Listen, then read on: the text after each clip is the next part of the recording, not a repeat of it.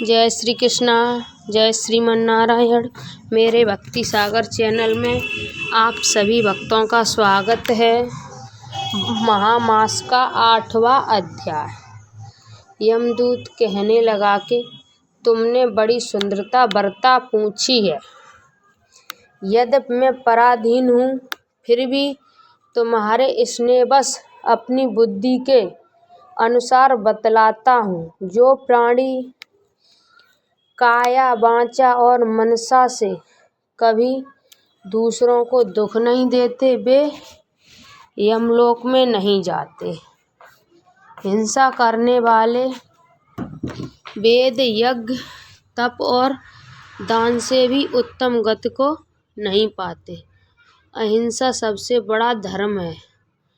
तप और दान ऋषियों ने बताया है। जो मनुष्य जल या पृथ्वी पर रहने वाले जीवों को अपने भोजन के लिए मारते हैं, वे कालसूत्र नामक नरक में पड़ते हैं और वहाँ पर अपना मांस खाते हैं और रक्त पीप पान करते हैं तथा पीप की कीच में उनको कीड़े काटते हैं। हिंसक जमाद, काने, कुबड़े, लूले, लंगड़े, दरिद्र और अंगहीन होते हैं। इस कारण इस लोक तथा परलोक में सुख की इच्छा करने वालों को काया, वाचा तथा मन में दूसरों का द्रोह नहीं करना चाहिए। जो हिंसा नहीं करते, उनको किसी प्रकार का भय नहीं होता। जिस तरह सीधी और टेढ़ी दोनों प्रकार की बहने वाली नदियाँ समुद्र में मिल जाती हैं, वैसे ही सब धर्म अहिंसा में प्रवेश कर जाते हैं।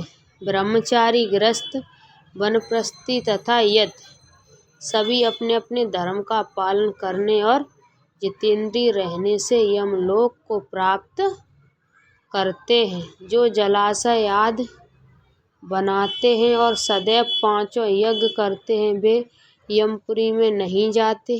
जो इंद्रियों के वशीभूत नहीं हैं, वेदवादी और नित्य की अग्नि अर्थात हवन आदि का पूजन करते हैं, वे स्वर्ग को जाते हैं। युद्ध भूमि में जो शूरवीर मर जाते हैं, वे सूरलोक और प्राप्त होते हैं। जो अनाथ स्त्री शरण में आए हुए तथा ब्राह्मण की रक्षा के लिए प्राण देते हैं, वे सभी स्वर्ग में नहीं लौटते, कभी स्वर्ग में नहीं लौटते। जो मनुष्य लूले, लंगड़े, बुद्धि अनाथ तथा गरीबों का पालन करते हैं, वे भी स्वर्ग में जाते हैं। जो मनुष्य गौओं के लिए पानी का आश्रय करते हैं तथा कुआं, तालाब और बावड़ी बनवाते हैं, वे सदैव स्वर्ग में निवास करते हैं। जैसे जैसे जीव इनमें पानी पीते हैं, वैसे ही उनका धर्म बढ़ता है। जल से ही मनुष्य के प्राण हैं, इसलिए जो प्याऊ आदि लगाते हैं, वह अच्छे स्वर्ग को प्राप्त होते हैं।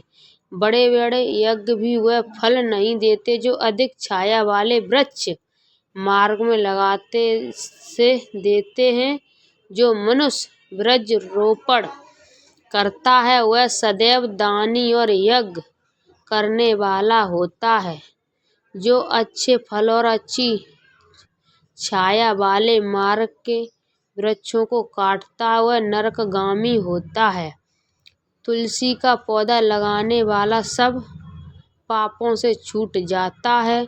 जिस घर में तुलसी वन है, वह घर तीर्थ के समान है और उस घर में कभी यमदूत नहीं जाते।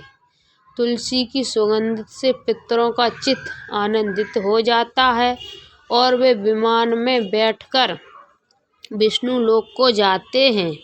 नर्मदा नदी का दर्शन, गंगा का स्नान और तुलसी दल का स्पर्श, ये सब बराबर फल देने वाले हैं। हर एक द्वादशी को ब्रह्म भी तुलसी का पूजन करते हैं।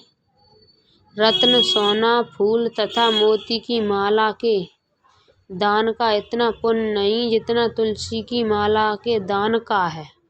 जो फल आम के 1000 और पीपल के 100 वृक्षों को लगाने से होता है, वह तुलसी के पौधों के लगाने से होता है।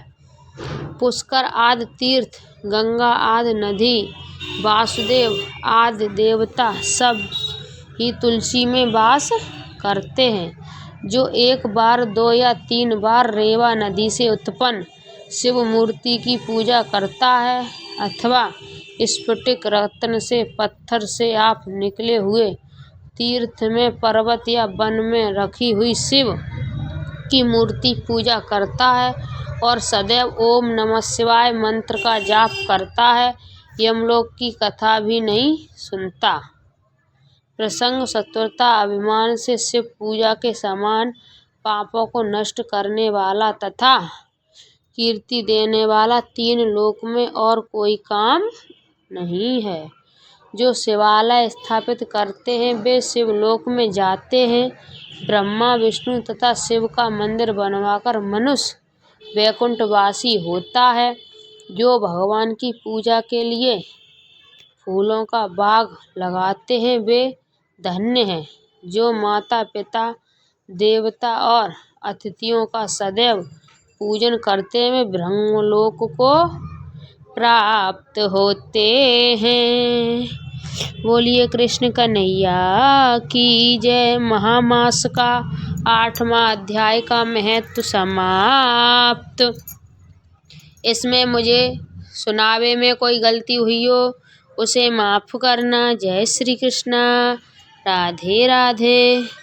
श्री राम जय राम, जय जय राम। श्री राम जय राम, जय जय राम। ओम नमः शिवाय, ओम नमः शिवाय। जय श्री कृष्ण।